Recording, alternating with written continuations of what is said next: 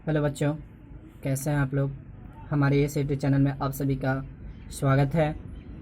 बच्चों, हम लोग पहले वीडियो में रासायनिक अभिक्रिया एवं समीकरण से रिलेटेड कुछ बातें कर चुके थे, जो रासायनिक अभिक्रिया का प्रकार था, जिसमें पहला नंबर में हम लोग देखे थे कि संयोजन अभिक्रिया एवं संश्लेषण अभिक्रिया। दूसरा नंबर में देखे थे वियोजन अभिक्रिया या अपघटन अभिक्रिया। तो वियोजन अभिक्रिया को अपघटन अभिक्रिया भी कहा जाता है, और उसके बाद पहला संयोजन अभिक्रिया को संश्लेषण अभिक्रिया कहा जाता है। तो हम लोग, चलिए विद्यार्थी, आज हम लोग इस वीडियो में एक नए टॉपिक के साथ आए हैं। क्लास 10th का केमिस्ट्री लेकर लेसन 1 रासायनिक अभिक्रिया एवं समीकरण, जिसमें हम लोग देखेंगे कि ऊष्माक्षेपी अभिक्रिया क्या है, किससे कहते हैं। तो उदाहरण के लिए मान लेते हैं कि कोई भी यौगिक होगा, जैसे CH4 मेथेन, इसको हम लोग मेथेन बोलते हैं। तो जैसे ही इसको वायु की उपस्थिति में गर्म करेंगे, मतलब ऑक्सीजन की उपस्थिति में गर्म करेंगे, तो यह डिफिनिट है, निश्चित है कि कार्बन डाइऑक्साइड एवं जल ही बनाएगा। तो CO2 प्लस H2O, और साथ में ऊष्मा मुक्त करेगा। तो पहला देखें, तो सबसे पहले इसको हम संतुलित कर रहे हैं। तो देख रहे हैं इसमें हाइड्रोजन की संख्या 2 है और इसमें हाइड्रोजन की संख्या 4 है। तो इसमें 2 से गुना कर देंगे, तो 4 को हाइड्रोजन हो गया, ऑक्सीजन 2 और 2 2 4 हो गया। तो यहाँ भी ऑक्सीजन को 2 से गुना कर देंगे, कार्बन संतुलित हो गया। तो इसमें क्या हुआ, ऊष्मा मुक्त हुआ। तो वैसी रासायनिक अभिक्रिया जिसमें अभिकारक के पश्चात उत्पाद के साथ साथ ऊष्मा मुक्त होता है, उसे हम ऊष्माक्षेपी अभिक्रिया कहते हैं। एक बार और परिभाषा रिपीट, वैसी रासायनिक अभिक्रिया जो अभिकारक के साथ उत्पाद, अभिकारक के पश्चात उत्पाद के साथ ऊष्मा मुक्त होता है, उसे हम ऊष्माक्षेपी अभिक्रिया कहते हैं। उदाहरण के लिए मान लेते हैं, जब मीथेन की अभिक्रिया ऑक्सीजन के साथ कराई जाती है तो कार्बन डाइऑक्साइड एवं जल बनता है और साथ में ऊष्मा एवं प्रकाश उत्पन्न करने लगता है। तो इसका हम परिभाषा कैसे लिखेंगे, देखिएगा। तो बच्चों, हम लोग देखें ऊष्माक्षेपी अभिक्रिया। तो ऊष्माक्षेपी अभिक्रिया किसे कहते हैं, तो वैसी रासायनिक अभिक्रिया जिसमें अभिकारक के पश्चात उत्पाद के साथ साथ ऊष्मा मुक्त होता है, उसे हम ऊष्माक्षेपी अभिक्रिया कहते हैं। उदाहरण के लिए मान लेते हैं, जब मीथेन की अभिक्रिया ऑक्सीजन के साथ कराई जाती है तो कार्बन डाइऑक्साइड एवं जल बनता है। तो चलिए हम उदाहरण के लिए देख रहे हैं।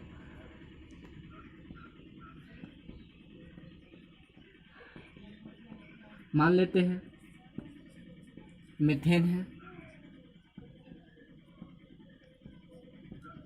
इसकी अभिक्रिया ऑक्सीजन के साथ करा दिए, तो बना CO2 प्लस H2O, और साथ में ऊष्मा एवं प्रकाश उत्पन्न किया। तो इसको क्या कर रहे हैं, संतुलित कर देंगे, 2 से गुना कर दिए, यहाँ भी 2 से गुना कर दिए, दोनों पक्ष आपस में क्या हो गया, बराबर हो गया। ऑक्सीजन भी 4 गो और यहाँ भी ऑक्सीजन 4 गो हो गया, दोनों बराबर। जब दूसरा हम रिएक्शन करा रहे हैं, जब ग्लूकोज को C6H12O6 को 6O2 प्लस 6H2O के साथ अभिक्रिया कराते हैं, और इसके साथ आ जाता है सूर्य का प्रकाश बटे क्लोरोफिल, तो यह बनता है उत्पाद 6CO2 प्लस 12H2O प्लस ऊष्मा। इसमें भी ऊष्मा प्रकाश क्या करने लगता है, उत्पन्न करने लगता है। अब उदाहरण के लिए मान लेंगे कि साग सब्जियों का विघटित होकर कंपोस्ट का बनना। कंपोस्ट मतलब कोई भी पदार्थ होगा, कोई भी सारा गला चीचा जो भी चीज़ होगा, वह ऊष्माक्षेपी अभिक्रिया का उदाहरण है। तो बच्चों, हमेशा या बिहार बोर्ड से संबंधित 1 नंबर में पूछा जाता है कि साग सब्जियों का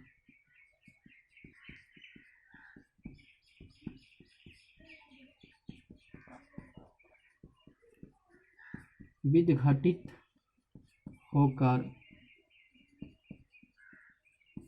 कंपोस्ट का बनना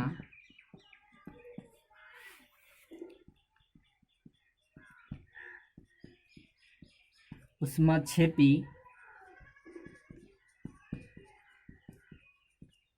अभिक्रिया का उदाहरण है। अब इसके बाद हम लोग जानेंगे कि ऊष्माशोषी अभिक्रिया किसे। दूसरा नंबर पर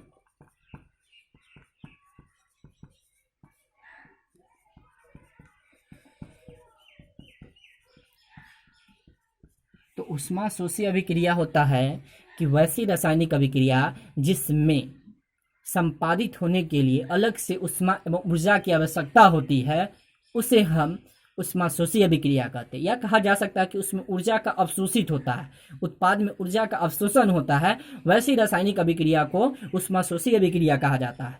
जब मान लेते हैं कि लेड नाइट्रेट को जब गर्म किया जाता है तो लेड ऑक्साइड बनता है और साथ में NO2 का भूरा हुआ गैस O2 गैस निकलता है। तो देखते हैं विद्यार्थी, हम लोग उदाहरण के लिए मान लेते हैं वैसी रासायनिक अभिक्रिया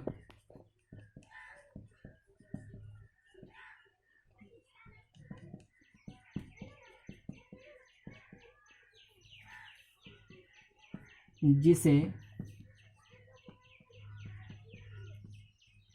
संपादित होने के लिए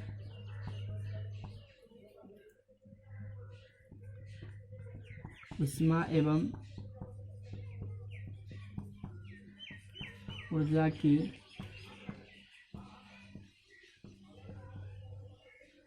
आवश्यकता होती है, उसे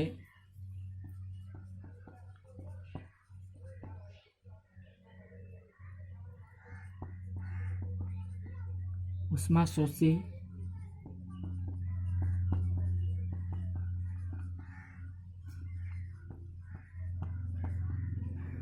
अभिक्रिया कहते हैं। उदाहरण के लिए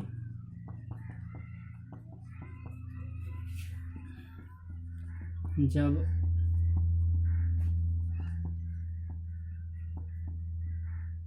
लेड नाइट्रेट को गर्म किया जाता है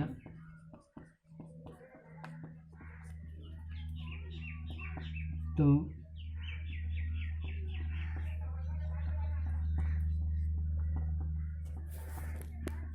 लेड ऑक्साइड बनता है और साथ में NO2 एवं O2 गैस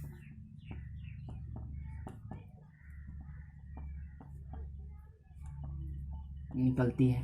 देख लेते हैं इसका समीकरण। तो लेड का सूत्र होता है PbNO3 OH का होल 2 और इसके साथ 2 मॉलिक्यूल्स ले लिए। जब हम इसको गर्म कर रहे हैं तो लेड ऑक्साइड मतलब PbO plus NO2 plus O2 gas निकलेगा। तो इसका नाम हो गया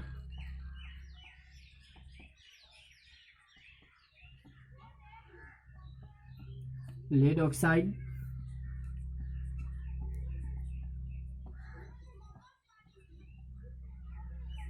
लेड नाइट्रेट। तो हम लोग देखें 2 टॉपिक, एक ऊष्माक्षेपीय अभिक्रिया और एक ऊष्माशोषी अभिक्रिया। तो ऊष्माक्षेपीय अभिक्रिया भी देख लिए बारी बारी से और ऊष्माशोषी अभिक्रिया देख लिए। अब हम लास्ट देखेंगे कि ऊष्माशोषण एक ऊष्माक्षेपीय अभिक्रिया है कैसे। तो बच्चों हम लोग देखेंगे नेक्स्ट टॉपिक जो होगा कि शोषण एक ऊष्माक्षेपीय अभिक्रिया है कैसे। तो जब हम जानते हैं कि सामान्य तौर पर कि जब हम भोजन करते हैं तो हमारे शरीर में उपस्थित कार्बोहाइड्रेट वो छोटे छोटे अणुओं के रूप में विखंडित हो जाता है। एक बार और रिपीट परिभाषा, जब हम भोजन करते हैं तो हमारे शरीर में उपस्थित कोशिकाओं ग्लूकोज या कार्बोहाइड्रेट वह छोटे छोटे अणुओं के रूप में विखंडित हो जाता है, जो हमारे शरीर में उपस्थित कोशिका ग्लूकोज कार्बन डाइऑक्साइड एवं जल से अभिक्रिया करके क्या बनाता है उसको हम देखेंगे विद्यार्थी समीकरण के द्वारा।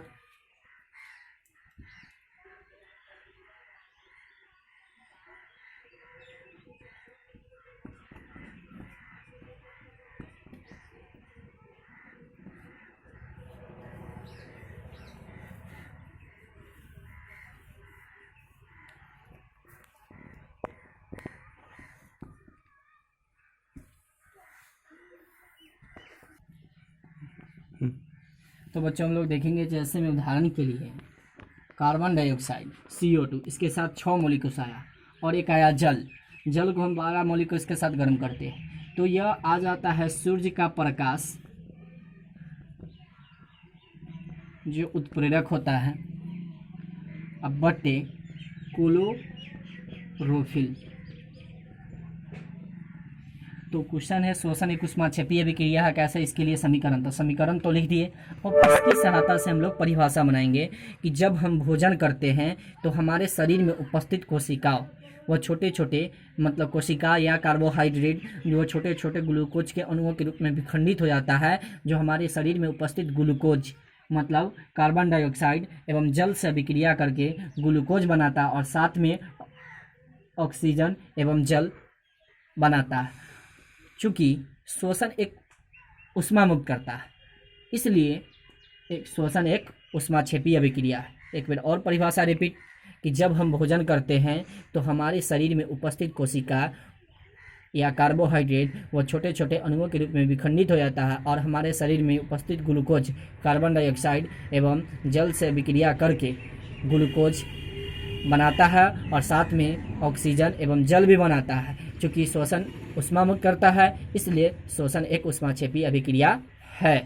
बच्चों, यदि आप लोग को वीडियो अच्छा लगा हो तो इस हमारे चैनल को लाइक, सब्सक्राइब एवं कमेंट एवं बेल आइकन को दबाना न भूलें, ताकि जो भी नोटिफिकेशन हो इससे संबंधित वह आपके पास पहुंच सके।